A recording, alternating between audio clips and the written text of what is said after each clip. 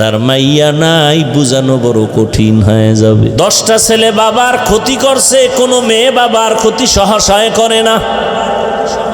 ছেলেরা বাবায় অসুস্থ হয়ে গেলে মনে মনে চায় মরে যা, টাকা নিয়ে আমি আরাম করব। আর মেয়েরা পাগলনির মতো কান্দে, বাবার অসুস্থতাও মেনে নিতে পারে না।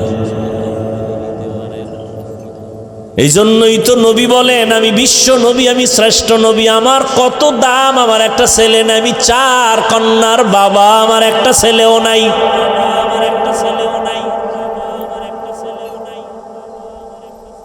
মক্কার মুশরিকরা বলছিল মুহাম্মদ মইরা গেলে ওর বংশ রক্ষা করার কেউ নাই, ছেলেও নাই। অথচ দুনিয়াতে বর্তমানে নবীর বংশ রক্ষার জন্য উম্মতের অভাব নাই, জীবন দেওয়ার জন্য প্রস্তুত। আর যারা এই অপবাদ দিছিল ওদের নাম দুনিয়ার কেউ জানে না।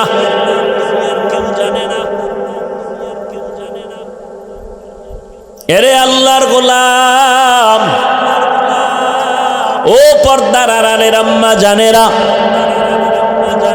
রহমতের নবী এসে কন্যাদের ইজ্জত বাড়ায় দিলেন, নারীদের ইজ্জত বাড়ায় দিলেন। হত্যা চলবে না, সুসংবাদ দিলেন, এ কন্যার বাবারা, একটা কন্যা যদি পাও আল্লাহর ওয়াদা, তুমি একটা জান্নাতের মালিক।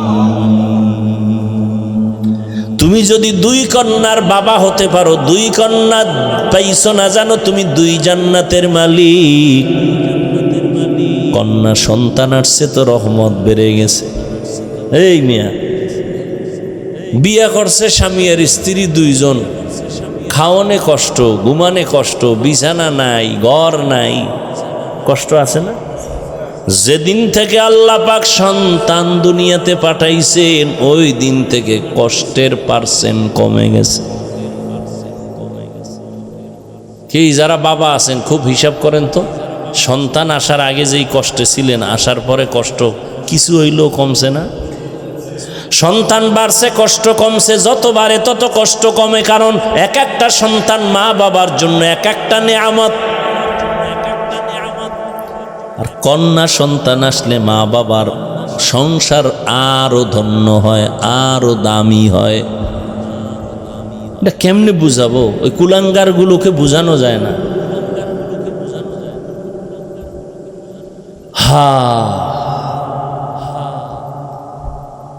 রহমতের নবী কন্যাদের সম্মান সবার ঊর্ধ্বে দিলেন, নারীদের সম্মান বাড়ায় দিলেন। কেন? নারীরা সমস্ত নবীদের মায়ের মতো মা, সাহাবায়ে কেরামের মায়ের মতো মা, আলেমের মা, হাফেজের মা। যত সন্তান দুনিয়াতে ভালো মনে করেন, এসপি সাহেব ভালো, এমপি ভালো, মন্ত্রী ভালো, ওসি ভালো, চেয়ারম্যান ভালো, সব ভালোর পেছনে, সব ভালোর পেছনে মায়ের অবদান। মা ভালো, সন্তান ভালো। মায়ের আদর্শের কারণে সন্তানের আদর্শ ভালো, মায়ের চরিত্র ভালো তো সন্তানের চরিত্র ভালো। এরে আম্মা জানেরা, অনেকে তো বিয়া করিয়াও কান্না করে, কত তদবির করে, সন্তান পায় না। আল্লাহ আপনাদের যাদেরকে সন্তান দান করেছেন নেয়ামত মনে করেন, সুন্দর নাম রাখেন, আদব শিক্ষা দেন, ডাক্তার বানাবেন, ইঞ্জিনিয়ার বানাবেন, প্রফেসর বানাবেন, তবে বেয়াদব বানাবেন না। আদর্শবান ডাক্তার বানায় যান, আদর্শবান ইঞ্জিনিয়ার বানাবেন, জীবনটা ধন্য। দুনিয়াতেও আপনার সুনাম, পরকালেও সুনাম। সন্তান ডাক্তার হইয়াও কোরআন পড়ায় যাবেন, নবীর সুন্নত অনুযায়ী চলবে, মাঝে মাঝে কোরআন পড়ে দোয়া করবে। ইঞ্জিনিয়ার বানাইছেন কিন্তু কোরআনটা পড়ায় দিছেন, কোরআন পড়ে বাবার জন্য গোপনে গোপনে দোয়া করে। ডাক্তার বানাবেন, কোনো বাধা নাই রে মা, এখন থেকে সন্তানটারে আদর্শওয়ালা বানান, নবীর আদর্শওয়ালা বানায় দেন। যুবকেরা, আমার নবীর আদর্শের থেকে দামি কোনো আদর্শ আর কারো কাছে আসেনি। আমার নবীর আদর্শ সবার শ্রেষ্ঠ। কি বলো? নবীর ওই আদর্শের মধ্যে নখ কাটার নিয়ম আসেনি? নবীজির আদর্শের ভেতরে চুল কাটার নিয়ম আসেনি? তুমি বেঈমানের লাইনে গিয়া চুল কাটলা কেন? নবীরটা ভাল লাগে না? তুমি বেঈমানের তালে পড়িয়া কেন আঙ্গুলের নখ কাটলা? ওখানে কি নবীর আদর্শ তোমার কাছে ভালো লাগে নাই? আল্লাহর নবী জিজ্ঞাসা করলে কি জবাব দিবা? আল্লাহ কয়, সব মাপ যদি তওবা করে রেডি হও, আর কোনোদিন দাড়ি কাটবো না, নামাজ ছাড়বো না, বেপরদায় চলবো না, মা বাবারে কষ্ট দিব না, নবীর আদর্শের বাহিরে চলবো না। তওবা যদি করতে পারো সব আল্লাহ মাফ করে দিবেন। তওবা করো বান্দা, ও যুবক, আল্লাহর কাছে তওবা করো, মনে মনে আল্লাহকে ডাকো। ও দয়ার মালিক, কোরআন সত্য, নবীর কথা সত্য, আর জীবনে শয়তানের ধোকায় পড়ে যত গুনাহ করেছি, নামাজ পড়ি নাই, পর্দা করি নাই, দাড়ি কাটলাম, আজকে থেকে তওবা করলাম। রিজিকের মালিক আল্লাহ, হায়াতের মালিক আল্লাহ, ইজ্জতের মালিক আল্লাহ। আর নামাজ ছাড়বো না, বেপরদায় চলবো না, মা বাবারে কষ্ট দিব না, উলামায়ে কেরামের পরামর্শ নিয়ে চলবো, বিরোধিতা করে গুনাহগার হব না। তওবা করার মতো যদি কারো অন্তর তৈরি হয়, দুটো হাত আমার আল্লাহকে দেখায় দেই। আয় আল্লাহ, হাতগুলো কবুল করে নেন, তওবা কবুল করে নেন, তওবার উপরে মজবুত হইয়া চলার মতো তৌফিক দান করেন, আমিন। সীমাহীন চরিত্রহীন, সেই মজলিসে চাঁদের আলো এসে হাজির। এটা আপনি সহজ মনে করতেছেন? ভাবেন, কুত্তা শুয়ারের ভাবার কোনো জ্ঞান আল্লাহ দেন নাই, আল্লাহ মানুষকে দিছেন। ভাবেন, আপনি তো সাধারণভাবে মনে করলেন। কথাটা ভাববেন তো, যে আমি হাফিজুর রহমান কেন, এই এলাকার বড় হুজুরেরা যদি বেশ্যাখানায় যায়, কোথায় প্রস্কোয়াটার, নারীদের মদের আড্ডা, নারীর আড্ডা, ওখানে যদি কোনো হুজুর যায় যে আমি এখানে হেদায়েতের জন্য আইছি, তাহলে এলাকার যারা ঠান্ডা মানুষ এরাও কইবে তোরা এই হুজুরের হেদায়েত কর, হুজুরে কেন হেন গেল। অথচ পৃথিবীর নিকৃষ্ট খারাপ মানুষ, মক্কার মানুষ, সেখানে আমার সৃষ্টির শ্রেষ্ঠ রসুলকে আল্লাহ পাঠাইলেন কেন? কঠিন কথা, সীমায় চিন্তার বাইরের কথা, একটা কঠিন। আমার নবী তো এমন নবী যার কোনো তুলনা নাই, যার চেহারার মধ্যে আলো, যার কদমটা দিলে ওখান থেকে একদিন আর 1 ঘন্টা না, দীর্ঘ বছর রসুল যেখানে পাও রাখছেন, ওখান থেকে নবী নাই, কিন্তু পাও রাখছেন যে জায়গায়, ওখান থেকে দীর্ঘ বছর শুধু মেশকের ঘ্রাণ, ঘাম, আতর মেশকর থেকে দামি।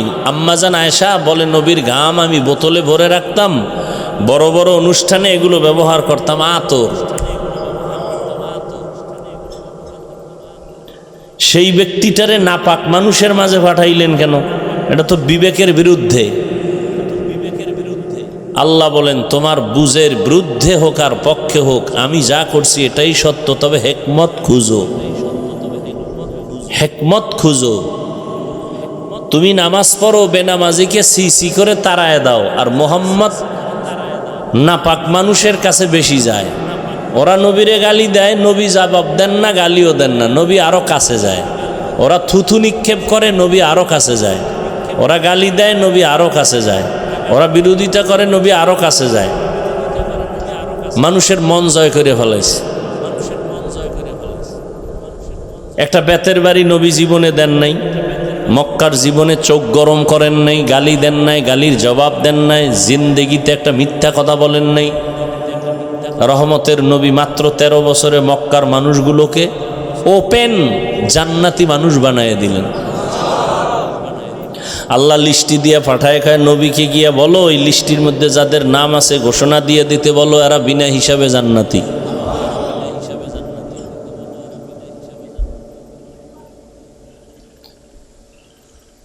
নবীর আদর্শ কই আর আমাদের আদর্শ কই? দাবি তো করি আশেখ রসুল, দাবি তো করি মুসলমান, অথচ চেহারার দিকে তাকাইলে কোনো নমুনা নেই, কোনো নমুনা নেই। ওয়ামা আরসালনাকা ইল্লা রাহমাতাল লিল আলামিন, হে নবী, আমি আপনাকে দুনিয়ায় পাঠাই নাই, হ্যাঁ, জগৎ সমূহের রহমত হিসাবে প্রেরণ করেছি। রহমতের নবীকে আল্লাহ জগৎ সমূহের রহমত করে পাঠাইছেন। শুধু দুনিয়ার জন্য না, আখিরাতের জন্য না, সমস্ত জগতের জন্য। বলে সমস্ত জগৎ মানে কি? রুহের জগৎ একটা জগৎ, ওই জগতের জন্য নবী রহমত। মায়ের গর্ভের জগৎ আলাদা জগৎ, এই জগতের জন্য নবী রহমত। দুনিয়ার জগৎ আলাদা জগৎ, এই জগতের জন্য নবী রহমত। কবরের জগৎ আলাদা জগৎ, এই জগতের জন্য নবী রহমত। হাসরের ময়দানের জগৎ আলাদা জগৎ, ওই জগতের জন্য নবী রহমত। জান্নাত ও জাহান্নামের জগৎ ভিন্ন জগৎ, ওই জগতের জন্য নবী রহমত। আল্লাহ বলেন, হে নবী, আমি আপনাকে দুনিয়ায় পাঠাই নাই, হ্যাঁ আমি জগৎ সমূহের রহমত করে পাঠিয়েছি। নবীর জিন্দেগীর সবটাই রহমতে ভরা। নবীর জীবনে কোনো মিথ্যা কথা নাই, কোনো গালি নাই, গালির জবাব নাই। চোখ গরম করে নবী কারো দিকে তাকান নাই। 13টা বছরের মধ্যে মক্কার পরিবেশকে সুন্দর পরিবেশে রূপান্তরিত করেছেন। যারাই নবীর আদর্শ গ্রহণ করেছেন, আল্লাহ তাদেরকে দুনিয়ায় চমকায় দিয়েছেন, হাসরের ময়দানে আল্লাহ তাদের আরো চমকায় দিবেন। রহমতের নবী আমার, দুনিয়ার জগতের জন্য রহমত, রূহের জগতের জন্য রহমত। দুনিয়ার জগতের জন্য নবী রহমত, তা আবার আলাদা আলাদা ভাগ। নবী শুধু মুসলমানের জন্য রহমত না, বিধর্মীদের জন্য নবী রহমত। নবী শুধু পুরুষের জন্য রহমত না, নারীদের জন্য নবী আলাদা রহমত। নবী যেমন মানুষের জন্য রহমত, জিনের জন্য রহমত, নবী শয়তানের জন্য রহমত। শয়তান নবী কয়, আমারেও শয়তান ধোকা দেয়, কিন্তু আমি এডারে লাইনে ফালাইয়া বুদ্ধি কইরে এডারে কালেমা পড়ায় ফেলাইছি, এডারে আমি মুসলমান বানায় ফেলছি, আর আমাকে ধোকা দেওয়ার কোনো সুযোগ নাই। নবী জিনের জন্য রহমত, জঙ্গলের প্রাণীদের জন্য নবী রহমত, গাছের জন্য নবী রহমত, মাছের জন্য নবী রহমত, পশুর জন্য নবী রহমত, উড়ন্ত পাখির জন্য রহমত, গর্তের পিপিলিকার জন্য আমার নবী রহমত। একটা একটা আলাদা। নবী গাছের জন্য কিভাবে রহমত? খেজুর গাছে টেক লাগায়া, একটা মরা খেজুর গাছ, নবী টেক লাগায়া জুমার খুতবা পড়েন, ঈদের খুতবা পড়েন। কিছুদিন পরে সাহাবায়ে কেরাম আবদার জানাইলেন, নতুন একটা মিম্বর বানান খুতবা পড়ার জন্য, এই গাছটাকে বাদ দেন। নবী কয়, দাও। নবী যখন নতুন মিম্বর বানাবার সিদ্ধান্ত নিলেন, মানুষ কানলে যেমন আওয়াজ হয়, মরা খেজুর গাছের থেকেও কান্নার আওয়াজ। এটা কেমনে সম্ভব? এটা কেমনে সম্ভব? যুক্তিতে ধরে না। তোমার যুক্তির মেমোরির সীমানা কত? 1 GB না 2 GB? তোমার মেমোরির জিবি কত? দুনিয়াতে যেই বাচ্চা আসলো, শিশু বাচ্চা, ও যখন আব্বু বলে ডাক দেয়, আম্মু বলে ডাক দেয়, আব্বুরে আব্বু কয়, আম্মুরে আম্মু বলে, ভিন্ন কাউকে আব্বু বলে না, আম্মু বলে না। ওর মধ্যে একটা বুঝ আছে, মেধাস। আমারও মেধা আছে, সন্তানেরও আছে, তবে এক নাকি? কেন এক না? বলে মেমোরির ডিজাইন এক, মেমোরির কালার এক, ভেতরের জিবি এক। কথা কয় না। মেমোরির ডিজাইন কালার এক, জিবি এক না। 1 GB মেমোরির যেই ডিজাইন 2 GB মেমোরির সেই একই ডিজাইন, 8 GB মেমোরির সে একই ডিজাইন। এই পণ্ডিতেরা বহুত বুদ্ধি লয়ে বয়ে রইছ, এটা আমার একটু বুঝাও তো। একই মেমোরি, এটা পাতলা, 1 GBর সাইজটাও যেমন 4 GBর সাইজও, তাহলে পাওয়ার কোনটার বেশি? কথা কয় না। কারণ কি? সাইজ তো এক, এটার পাওয়ার এমনি আলাদা হইল কেমনে? বাস এটা নিয়ে গবেষণা কর। মাথার সাইজ সবার সমান, কিন্তু ভেতরের জিবি সমান না। এই কারণে তুমি টুপি পরতে লজ্জা পাও, আমি টুপি না পরলে লজ্জা পাই। কেন? তোমার জিবি আর আমার জিবি এক না। তুমি দাড়ি কাটতে খুশি, আমি দাড়ি কাটলে বড় লজ্জা পাই, তুমি রাখতে লজ্জা পাও। আমি মসজিদে ঢুকতে খুশি হয়ে যাই, না ঢুকলে লজ্জা লাগে, তোমার মসজিদে ঢুকতে লজ্জা লাগে। অথচ তুমিও মুসলমান, আমিও মুসলমান, তোমার আল্লাহ আমার আল্লাহ এক, নবী এক, কোরআন এক, হাদিস এক, কাবা এক, ধর্ম এক, কালেমা এক। নাকি আলাদা? মরণকালে কাফন হবে এক, তোমারও 3 কাফন হবে, আমারও 3টা কাফন হবে, কালার হবে আলাদা। কি পণ্ডিত ভাইরা খুব বুদ্ধি লয়ে ঘুরেন, আমগো হুজুর গো বলেন আমরা বোকা। আমরা আসলেই বোকা। না হয় আপনি যেই পরিমাণ আমাদের গালি দেন, যেই পরিমাণ আমাদের উপরে জুলুম করেন, নিজে ডান হাতে বাম হাতে লাখ লাখ টাকা কামাই করেন, ইমামের এ মাসে বেতন দেন 5,000, 6 মাস বাকি, এরপরও আমরা গালি দেই না, বরদোয়া করি না, হাসি মুখে সালাম দেই। আমরা বোকা না হইলে আপনাদের কথার সামনে হাসি মুখ দিতাম না। কারণ আমি আপনার থেকে পাওয়ারওয়ালা, আমার ইমানের পাওয়ার আছে, আমলের পাওয়ার আছে, পিওর খানার পাওয়ার আছে। আপনার খানার ভেজাল আছে, আমার খানায় কোনো ভেজাল নাই, পিওর। আপনার কামাই রুজিতে ভেজাল আছে, আমার কামাই রুজির মধ্যে কোনো হারাম নাই, ভেজাল নাই।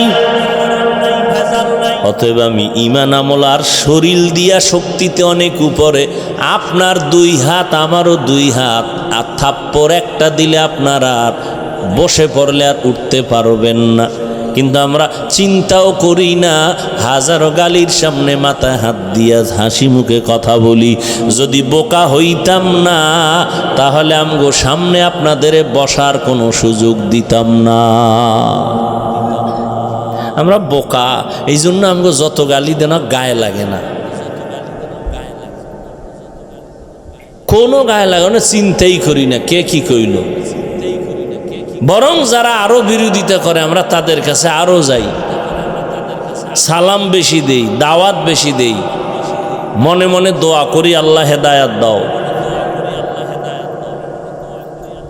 ও আল্লাহর বান্দারা, তোমার আমার মরণের কাফনের কালার এক। আমি বক্তার সম্মানে একটা কাফন কেউ বাড়ায় দিবে না, তুমি গরিব হওয়ার কারণে একটা কাফন কেউ কমাইয়াও দিবে না। সবার বেলায় 3 কাফন। কি মন্ত্রী সাহেবরা দুনিয়ার থেকে বিদায় হয়ে গেলে তার এত সম্মান, একটা কাফন বেশি হবে? একটাও না। প্রধানমন্ত্রী মহিলাদের কাফন হবে 5টা, কিন্তু প্রধানমন্ত্রীর একটা কাফন বেশি হবে। হ্যাঁ ও বাবা, সহজ কথা বুঝতেছু? প্রধানমন্ত্রী মরে গেলে তার কাফনে লেখা থাকবে, খবরদার তুমি এই লাশটারে সাধারণ মনে করিও না, এটা প্রধানমন্ত্রীর লাশ লেখা থাকবে কাফনে। কাফনে লিখে দিবে, কবরে গেলে ফেরেশতারা বলবে প্রধানমন্ত্রীর লাশ। কথা বলতে একটু চিন্তা ভাবনা করে বলতে হবে। আছে কোনো সিস্টেম? কে ধনী, কে গরিব, কে আলেম, কে মূর্খ, কে ডাক্তার, কে রোগী, কে ইমাম, কে মুক্তাদি, কে শিক্ষিত, কে অশিক্ষিত, কোনো ভেদাভেদ নাই। কাফনে যেদিন ঢুকবা সেদিন সবার মাস্তানি বন্ধ হয়ে যাবে। তুমি কয় নাম্বারের মাস্তান কাফনে লেখা থাকবে? হ্যাঁ, তুমি কয় টাকার মালিক কাফনে লেখা থাকবে? ফকিন্নির ভোলার লাশটা যেমন তোমার লাশটাও তেমন। লাশ কাফনে ঢুকার পরে আর বোঝা যাইব না কোনটা ফকিন্নি কোনটা ধনী, বুঝার কোনো উপায় নেই। কবরের সাইজও হবে সমান, কবরে প্রশ্ন হবে তিনটা, তাও সবার বেলায় সমান। হুজুরের প্রশ্ন আলাদা না, দুনিয়ার সিস্টেম একরকম। ক্লাস 1-এ যারা পড়ে ওদের প্রশ্নপত্র একরকম, যারা 2 পড়ে তাদের প্রশ্নপত্র আলাদা, যারা 4-এ পড়ে তাদের প্রশ্ন আলাদা, যারা 6-এ পড়ে প্রশ্ন আলাদা। ঠিক নি? আমার মাওলার কেমন সিস্টেম! কে ধনী, কে গরিব, কে হিন্দু, কে বৌদ্ধ, কে মুসলমান, কে মাওলানা, কে মুফতি, সবার প্রশ্ন তিনটা, একই প্রশ্ন সবার। রবের পরিচয় দাও, ধর্মের পরিচয় দাও, রাহমাতুল লিল আলামিনের পরিচয় দাও। এই প্রশ্ন আপনাকেও আমাকেও সবার বেলায় এক। পারবে কারা জবাব দিতে? শুধু হুজুরেরা। ওরে হুজুর তো বহুদূর। সাহাবায়ে কেরাম জান্নাতের ওপেন টিকিট পেয়েছেন। আবু বকর, ওমর, ওসমান, আলী সহ 10 জন সাহাবা জান্নাতের ওপেন টিকিট পাওয়ার পরও তারা মৃত্যু পর্যন্ত কান্না করেছেন, কবরে আমার কি উপায় হবে। ওমরে ফারুক রাদিয়াল্লাহু তাআলা আনহু কান্না করেন, যেই ওমর রাস্তা দিয়া চললে মানুষ কেন পৃথিবীর সব থেকে বড় চালবাজ, বুদ্ধিমান, আকামের হেডমাস্টার আদম নবীরে ধোকায় ফেলাইছেন, বিভিন্ন আল্লাহওয়ালারে ধোকায় ফেলাইছে ওই ইবলিস। ওমরের দেখলে রাস্তা পাল্টায় দৌড়ায়, বড় ভয়। চিন্তা করেন তো, ওমর বেডাটা কেমন! এ কি স্বর্ণের বানানের? 27 বছর বয়সে ঈসা ওমর নবীর হাতে হাত রাখলেন। কয় বছর? এরে 27 বছরের যুবক, তোমারও 27 বছর হয়ে গেল, তুমি মসজিদ চিনো না, মা বাবার সাথে ভালো ব্যবহার করো না। আর ওমর 27 বছরে নবীর হাতে হাত রাখলেন। রহমতের নবী মোহাব্বতের নজর দিয়ে তাকালেন। ওমর এত পাওয়ার আলা হয়ে গেল, ওমর যেই পথ দিয়া চলে ওই পথে শয়তান চলে না, ভয় পায়। সেই শয়তান আল্লাহর সামনে চ্যালেঞ্জ দিয়ে দিছে, এই শয়তান ওমরের ভয় পায়। এবার একটু বুঝো বাবা। সেই ওমর জান্নাতের টিকেট হাতে পেয়েছেন, দ্বিতীয় খলিফা জান্নাতি, দ্বিতীয় ব্যক্তি আবু বকরের পর। রহমতের নবী বলেন, আকাশের দিকে তাকাইয়া দেখো কত পরিমাণ তারকা আছে, কয় হাজার। বলে এটা সীমাহীন, গণনা করা যায় না। নবী বলেন, আমার ওমরের আমল সীমাহীন তারকার মতো গণনা করা যায় না। সেই ওমরের সাথেও দুশ্মনী কিছু কিছু আল্লাহর বান্দাদের বর্তমানে। দুশ্মনী কেন? 20 রাকাত তারাবির আইন কইরেন ওমর জামাত শুরু করছে, আমরা ওমরের মানি না। কারে মানো? মোহাম্মদ নবীরে মানি। কেউ যদি বলে হাফিজ ভাই আপনারে মোহাব্বত করি, আপনার ছেলেরে মোহাব্বত করি না, আপনার দাওয়াত ছেলে আসলে দস্তরখানে জায়গা নাই, থাকবে মোহাব্বত? এটা কি আসলে মোহাব্বত? না ডাল মে কুছ কালা হে।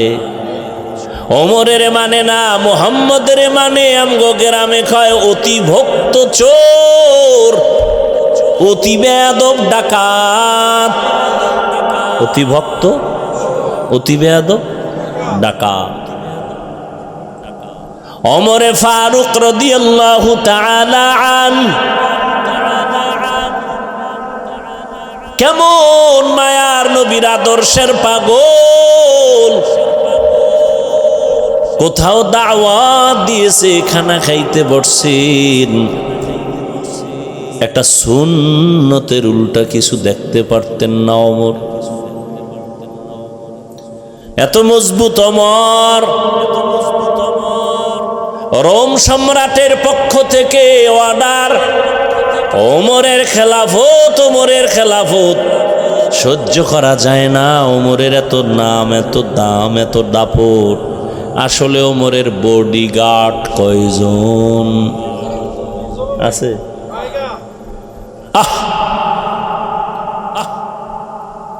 ওমর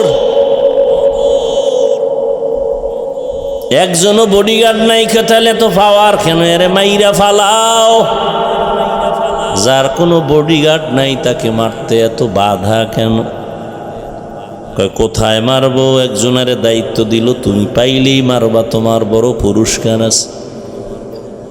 ওমর একা কোথায় থাকে খবর পাইলেন একটা চেটিয়াল ময়দানে। ওমর একা, কেউ নাই, ঘুমায়, হাতেরে বালিশ বানাইয়া ঘুমায়। রহমতের নবীর আদর্শের ওমর হাতেরে বালিশ বানায় ঘুমায়। পুরা রাষ্ট্রের অধিনায়ক ওমর। দুশ্মন খবর পাইয়া তরবারিটা নিয়ে খুশি মনে দৌড়ায়। এই সুযোগ হাতছাড়া করা যায় না। তরবারি নিয়া ওমরের দিকে আগায়, দেখে শুয়ে আছে, দুই পাও কদম সামনে দেয়, আবার বয় পেছনে যায়, আবার আগায় যাইতে যাইতে যাইতে যাইতে দীর্ঘ টাইম কিনারায় যাবে যাবে ভাব। হঠাৎ করে দেখে ওমর একা ঘুমায় না, জঙ্গলের একটা বাঘ ওমরের পাহারা দেয়। বিশ্বাস করারও তো অবিশ্বাস করার মতো বেঈমানও এই জমিনে এখনো আছে, বিশ্বাস করতে চায় না। কেতনা বড় বেঈমান, বিশ্বাস করতে চায় না। যেই ওমরের মতের উপরে আল্লাহ নিজে একমত হইয়া ডাইরেক্ট কোরআনে আয়াত নাজিল করে নবীকে বললেন, নবী আমি ওমরের মতে একমত, আপনিও ওমরের মতে একমত হইয়া যান। নবী কি কয় জানেননি? লাউ কানা বাদি নবিয়্যুন লাকানা ওমর। আল্লাহ যদি আমার পরে নতুন আর একজন নবী বানাইতেন, ওমর হতো আমার পরের নবী।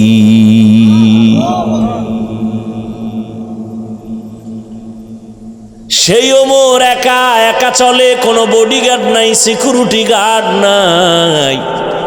দুশ্মন গিয়া দেখে ওমর একা ঘুমায় না, পাহারাদার আসেনি। কে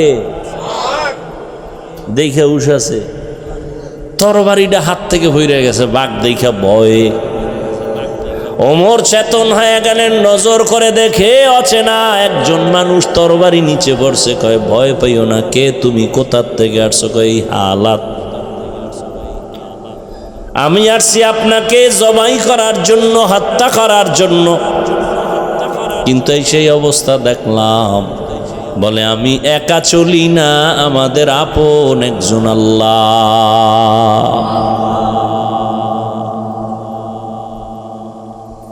রহমতের নবীর আদর্শের কারণে ওমরের দাম, জান্নাতের ওপেন টিকিট চলে আসলো। কিন্তু সেই ওমর রমাজানের ঈদের দিন সবাই আনন্দ করে, ওমর দরজায় তালা লাগায় কান্না করে।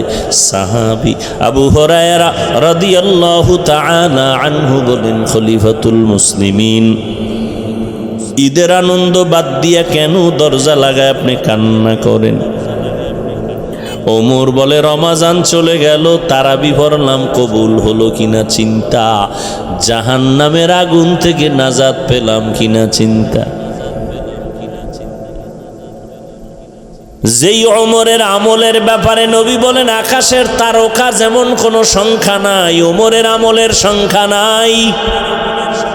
সেই ওমর ঈদের দিন কান্না করেন, আনন্দ করে না, জাহান্নামের আযাবের ভয়। পাল্টা প্রশ্ন করলেন আবু হুরায়রা, ও খলিফাতুল মুসলিমিন, আপনি তো জান্নাতি সাহাবীদের মধ্যে দ্বিতীয় কাতারে আছেন আবু বকরের ভরে।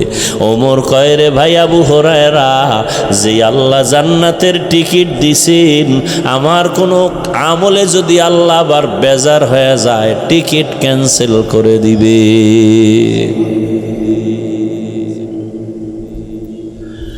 وما أرسلناك إلا رحمة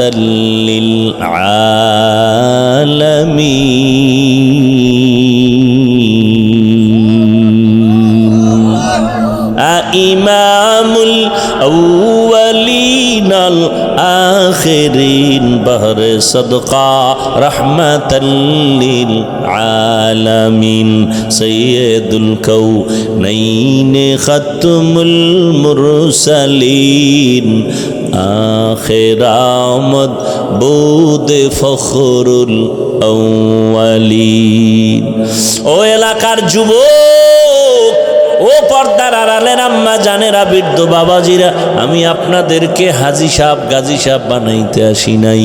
ও যুবক, আমি তোমাকে পাগড়িওয়ালা বানাইতে আসি নাই। আমি তোমাকে বাধ্য করে বলবো না যে তুমি তাবলিগে যাও, না হয় জাহান্নামী, তুমি কওমি মাদ্রাসায় যাও, না হয় তুমি ধ্বংস, একবারও বলবো না। আমি তোমাকে জোর কইরা মসজিদে ঢুকাইতে আসি নাই রে বাবা। তোমার সামনে আমার আল্লাহর কুদরতের বয়ান করে দিলাম। আল্লাহ বিবেক দিছে, এবার ভাবো তুমি কোন পথে গেলে তোমার কল্যাণ।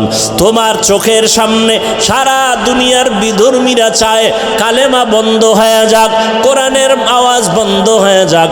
ওই ফিলিস্তিনের উপরে মুসলমানের ইসরায়েল কর্তৃক বর্বর হামলা, হাজার মুসলমান গলা দিয়ে দিতেছে, গলা কাটা শহীদ হয়ে যাইতেছে। ওই আসামের ভেতরে মুসলমান জীবন দিয়ে দিতেছে। চেচনিয়া বসনিয়ার মুসলমানের করুণ হালাত। ও আল্লাহর বান্দার পর তাকায় দেখো, গোটা পৃথিবীর মধ্যে একটা গজব এসেছিল, করোনা।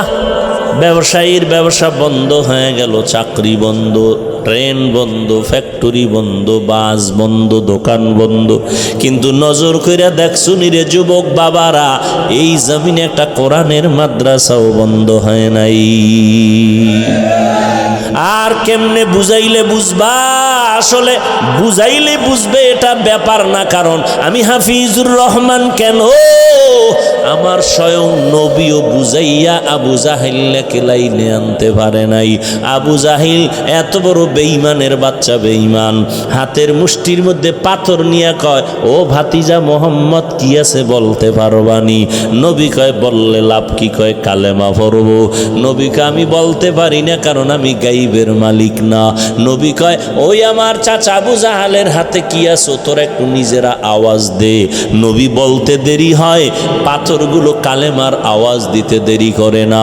ওই বেঈমান নিকৃষ্ট দাজ্জাল পাথরগুলো মাটির মধ্যে ফালায় কয়, মোহাম্মদ তুমি বড় জাদুকর, আমি বুঝাইলেই তুমি টুপিওয়ালা হবা না। নবীজির বুঝানের মধ্যে কোনো ভেজাল নাই, নবীর চরিত্রে কোনো ভেজাল নাই, নবীর জবানের মধ্যে কোনো নাপাক নাই। সেই নবীর 13 বছরের বয়ানে আবু জাহাল বুঝে না, কালেমা পড়ে না। আর আমার বয়ানেই যে তুমি কালেমাওয়ালা হবা, তওবা করবা, নামাজ পড়বা, চিন্তাও করা যায় না। তবে বলার দায়িত্ব আমার, মানবা কিনা সেই দায়িত্ব তোমার। ও আল্লাহর বান্দারা, তুমি ডানে বামে দৌড়াও, টাকা কামাই করো ডানে বামে, কই আমরা হালাল ভাবে চলি, আল্লাহর ভয় নিয়ে চলি। কই একজন হুজুরও তো করোনায় না খাইয়া মরে নাই, মরছে? একজন হুজুরের সম্মান কমছে? তোমার চোখের সামনে হুজুর বাদ দাও, হুজুর বাদ দাও, তোমার লাইনে যাও। তুমি স্কুলে পড়ো, কলেজে পড়ো, চাকরি করো, ব্যবসা করো, তোমার লাইনে দেখো। জীবনে কোনোদিন মাদ্রাসায় পড়ে নাই, কিন্তু তোমার লাইনে থাইকা স্কুলে পড়ে, কলেজে পড়ে, চাকরি করে, ব্যবসা করে, RAB, army, police, BDR, professor, doctor, engineer, MP, মন্ত্রী, চেয়ারম্যান, মেম্বার, 5 বেলার নামাজ পড়ে, সম্মানের সাথে আছে। মিথ্যা না সত্য? তুমি কেন পারো না রে বাবা? তোমার মতো যুবক রাস্তায় গাড়ি চালায়, সময় মতো নামাজ পড়ে, তুমি কেন পারো না? তোমার মতো যুবক কৃষি কাজ করে, ময়দানে গামছা বিছাইয়া নামাজ পড়ে, ঠিক নি? বলো তুমি কেন পারো না? তোমার মতো সন্তান কলেজে পড়ে, 5 বেলার নামাজ পড়ে, সত্য, বলো তুমি কেন পারো না? তোমার মতো যুবক চাকরি করে, ব্যবসা করে, শ্রমিকের কাজ করে, 5 ওয়াক্ত নামাজ পড়ে আসেনি, বলো তুমি কেন পারো না? তোমার কপাল বুঝি মন্দ, মা বাবার বড়দোয়া লাগছে কপালে, গুনার কারণে আমার আল্লাহ বেজার হয়ে গেছে।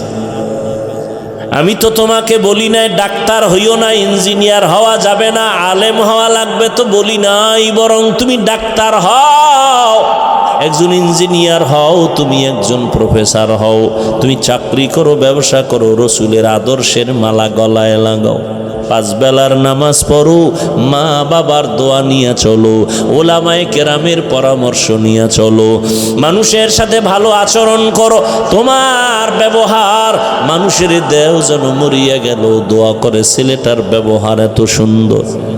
দোয়া ছাড়া গাইতে পারবা না, এর মধ্যে মুরব্বীদের দোয়া লাগবে, বড় দোয়া নিলে কোনোদিন সম্ভব না। শিক্ষকের সাথে পাওয়ার দেখাও না, কিসের পাওয়ার? মা বাবার সাথে মেজাজ দেখাও, আর মানুষ পাইলি না, মা বাবার সাথে মেজাজ দেখাইলি। বেয়াদবি সব জায়গায় চলে না, মেজাজ দেখানো সব জায়গায় যায় না, মা বাবার সাথে মেজাজ চলে না, শিক্ষকের সাথে পাওয়ার চলে না। পাওয়ার দেখাবি, মরার আগে বিছানায় পঙ্গু হয়ে থাকবি। আর আল্লাহর কাছে মাপ চাইলেও তোর ক্ষমা নাই, বাইতুল্লাহ ধইরা লাব্বাইক বইলা কানলেও তোর ক্ষমা নাই, কারণ শিক্ষক যদি ক্ষমা না দেয় আল্লাহও দিবেন না, মা বাবা ক্ষমা না দিলে আল্লাহও দিবেন না, কারণ এটা বান্দার হক। এখনো সময় আছে, তওবা করো, মনেরে বুঝাও। তোমার মতো যুবক যদি স্কুল কলেজে পড়িয়া নামাজ পড়ে, মা বাবার দোয়া নিয়ে চলে, তুমি কেন পারো না? তোমার মতো যুবক যদি দিনের লাইনে আসতে পারে, জেনারেল লাইনে থাইকে তুমি কেন পারবা না?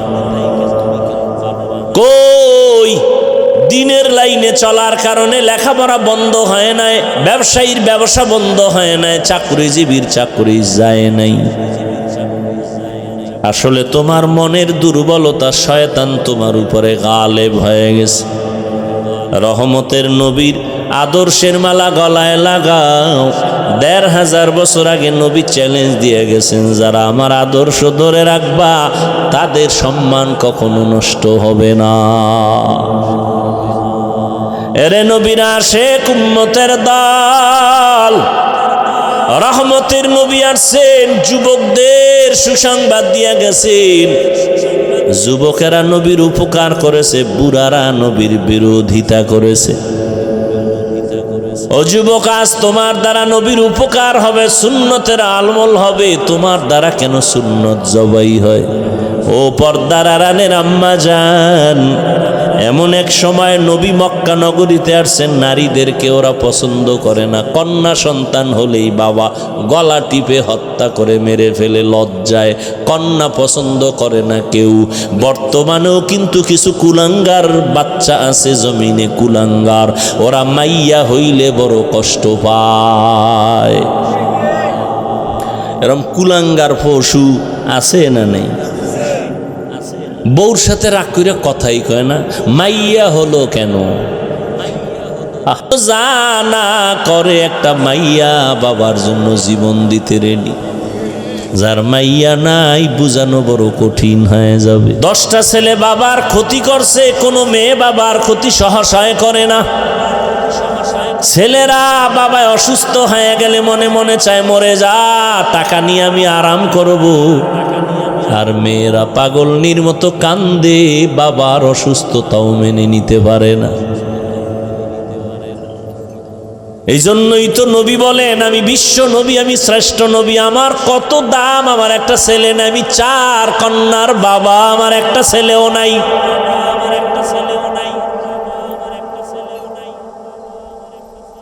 মক্কার মুশরিকরা বলছিল মুহাম্মদ মইরা গেলে ওর বংশ রক্ষা করার কেউ নাই, ছেলেও নাই। অথচ দুনিয়াতে বর্তমানে নবীর বংশ রক্ষার জন্য উম্মতের অভাব নাই, জীবন দেওয়ার জন্য প্রস্তুত। আর যারা এই অপবাদ দিছিল ওদের নাম দুনিয়ার কেউ জানে না।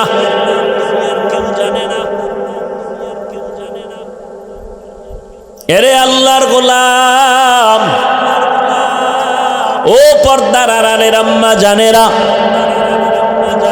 রহমতের নবী এসে কন্যাদের ইজ্জত বাড়ায় দিলেন, নারীদের ইজ্জত বাড়ায় দিলেন। হত্যা চলবে না, সুসংবাদ দিলেন, এ কন্যার বাবারা, একটা কন্যা যদি পাও আল্লাহর ওয়াদা, তুমি একটা জান্নাতের মালিক। তুমি যদি 2 কন্যার বাবা হতে পারো, 2 কন্যা পাইছো না জানো, তুমি 2 জান্নাতের মালিক। কন্যা সন্তান আসছে তো রহমত বেড়ে গেছে। এই মিয়া বিয়া করছে স্বামী আর স্ত্রী 2 জন, খাওয়ানে কষ্ট, ঘুমানে কষ্ট, বিছানা নাই, ঘর নাই, কষ্ট আছে না? যেদিন থেকে আল্লাহ পাক সন্তান দুনিয়াতে পাঠাইছেন ওই দিন থেকে কষ্টের % কমে গেছে। কি যারা বাবা আছেন খুব হিসাব করেন তো, সন্তান আসার আগে যেই কষ্টে ছিলেন, আসার পরে কষ্ট কিছু হইলেও কমছে না? সন্তান বাড়ছে, কষ্ট কমছে, যত বাড়ে তত কষ্ট কমে। কারণ এক একটা সন্তান মা বাবার জন্য এক একটা নেয়ামত। আর কন্যা সন্তান আসলে মা বাবার সংসার আরো ধন্য হয়, আরো দামি হয়। এটা কেমনে বুঝাবো? ওই কুলাঙ্গার গুলোকে বুঝানো যায় না।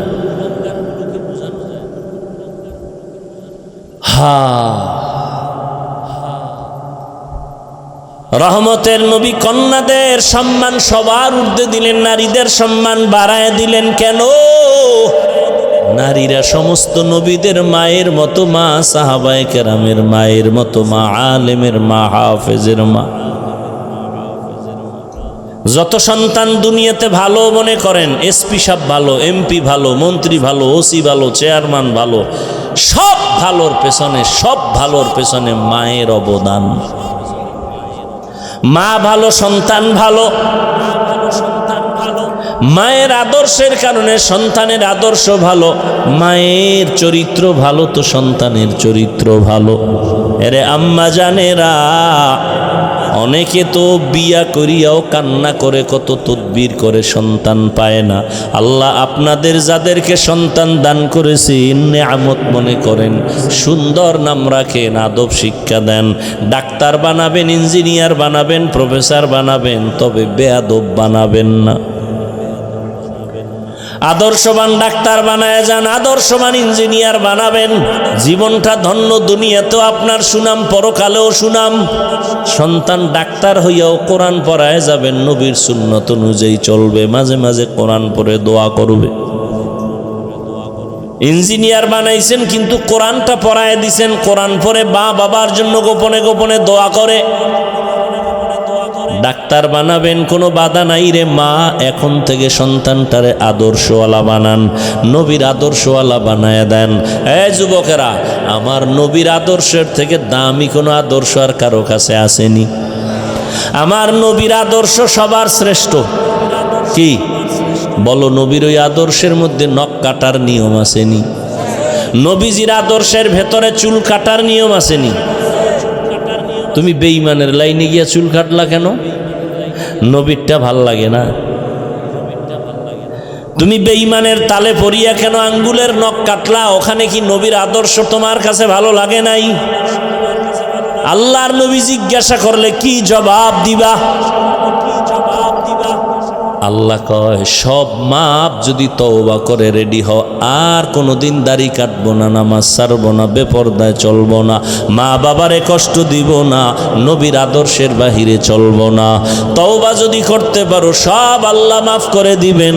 তওবা করো বান্দা, ও যুবক, আল্লাহর কাছে তওবা করো, মনে মনে আল্লাহকে ডাকো। ও দয়ার মালিক, কোরআন সত্য, নবীর কথা সত্য, আর জীবনে শয়তানের ধোকায় পড়ে যত গুনাহ করেছি, নামাজ পড়ি নাই, পর্দা করি নাই, দাড়ি কাটলাম, আজকে থেকে তওবা করলাম। রিজিকের মালিক আল্লাহ, হায়াতের মালিক আল্লাহ, ইজ্জতের মালিক আল্লাহ। আর নামাজ ছাড়বো না, বেপরদায় চলবো না, মা বাবারে কষ্ট দিব না, উলামায়ে কেরামের পরামর্শ নিয়ে চলবো, বিরোধিতা করে গুনাহগার হব না। তওবা করার মতো যদি কারো অন্তর তৈরি হয়, দুটো হাত আমার আল্লাহকে দেখায় দেই। আয় আল্লাহ, হাতগুলো কবুল করে নেন, তওবা কবুল করে নেন, তওবার উপরে মজবুত হইয়া চলার মতো তৌফিক দান করেন, আমিন।